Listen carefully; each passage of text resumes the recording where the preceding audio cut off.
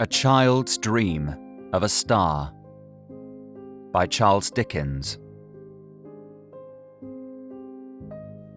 There was once a child, and he strolled about a good deal and thought of a number of things. He had a sister, who was a child too, and his constant companion. These two used to wonder all day long. They wondered at the beauty of flowers. They wondered at the height and blueness of the sky. They wondered at the depth of the bright water. They wondered at the goodness and power of God, who made the lovely world. They used to say to one another sometimes, "Supposing all the children upon earth were to die, would the flowers and the water and the sky be sorry?" They believed they would be sorry, for, said they, the buds are the children of the flowers, and the little playful streams that gambol down the hillsides are the children of the water, and the smallest bright specks, playing at hide-and-seek in the sky all night, must surely be the children of the stars. And they would all be grieved to see their playmates, the children of men, no more. There was one clear, shining star that used to come out in the sky before the rest, near the church spire, above the graves. It was larger and more beautiful, they thought, than all the others, and every night they watched for it, standing hand in hand at a window. Whoever saw it first cried out, "I see the star!" And often they cried out both together, knowing so well when it would rise and where. So they grew to be such friends with it that before lying down in their beds, they always looked out once again to bid it good night, and when they were turning round to sleep, they used to say, "God bless the star." But while she was still very young, oh, very, very young, the sister drooped and came to be so weak that she could no longer stand in the window at night. And then the child looked sadly out by himself, and when he saw the star, turned round and said to the patient, pale face on the bed, "I see the star." And then a smile would come upon the face, and a little weak voice used to say, "God bless my brother and the star."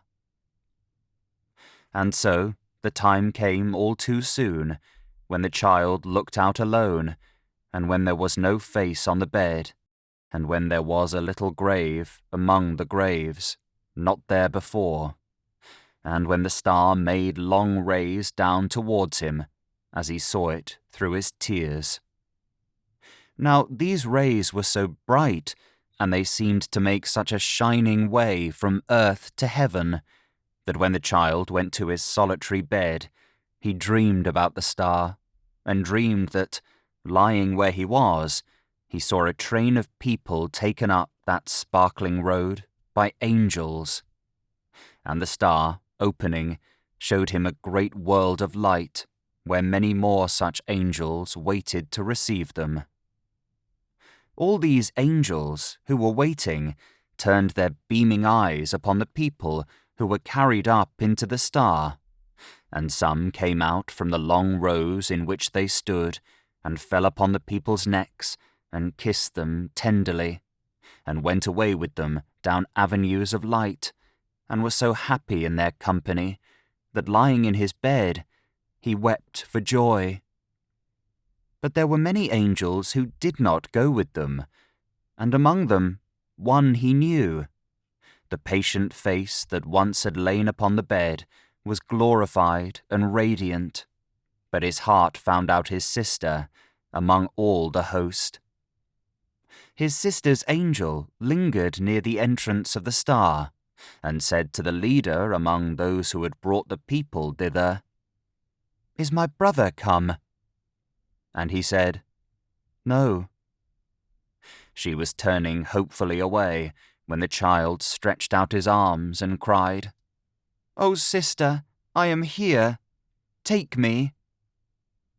And then she turned her beaming eyes upon him, and it was night, and the star was shining into the room, making long rays down towards him as he saw it through his tears. From that hour forth, the child looked out upon the star as on the home he was to go to when his time should come, and he thought that he did not belong to the earth alone, but to the star too, because of his sister's angel gone before.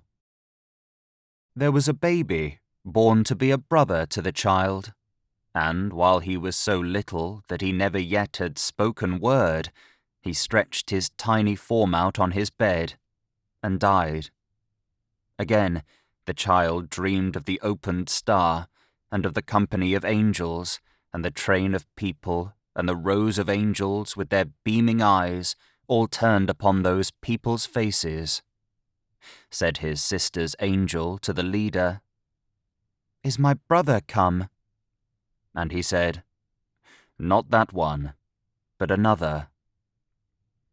As the child beheld his brother's angel in her arms, he cried, "Oh, sister, I am here. Take me." And she turned and smiled upon him, and the star was shining. He grew to be a young man, and was busy at his books, when an old servant came to him and said, "Thy mother is no more. I bring her blessing on her darling son." Again at night he saw the star, and all that former company. Said his sister's angel to the leader, "Is my brother come?" And he said, "Thy mother." A mighty cry of joy went forth through all the star, because the mother was reunited to her 2 children. And he stretched out his arms and cried, "O mother, sister, and brother, I am here. Take me." And they answered him, "Not yet." And the star was shining. He grew to be a man whose hair was turning grey, and he was sitting in his chair by the fireside, heavy with grief, and with his face bedewed with tears, when the star opened once again. Said his sister's angel to the leader, "Is my brother come?" And he said, "Nay, but his maiden daughter." And the man who had been the child saw his daughter, newly lost to him, a celestial creature among those 3, and he said, "My daughter's head is on my sister's bosom, and her arm is round my mother's neck, and at her feet there is the baby of old time, and I can bear the parting from her, God be praised." And the star was shining. Thus the child came to be an old man, and his once smooth face was wrinkled, and his steps were slow and feeble, and his back was bent. And one night, as he lay upon his bed, his children standing round, he cried, as he had cried so long ago, "I see the star." They whispered one another, "He is dying." And he said, "I am. My age is falling from me like a garment, and I move towards the star as a child. And oh, my Father, now I thank thee that it has so often opened to receive those dear ones who await me." And the star was shining, and it shines upon his grave. Thank you for listening to A Child's Dream of a Star by Charles Dickens. If you have enjoyed this audiobook, please consider subscribing and leaving a like to help in the making of future audiobooks. Or for exclusive bonus audiobooks and to see your name at the end of videos, please consider supporting the channel by becoming a channel member and clicking the button on screen.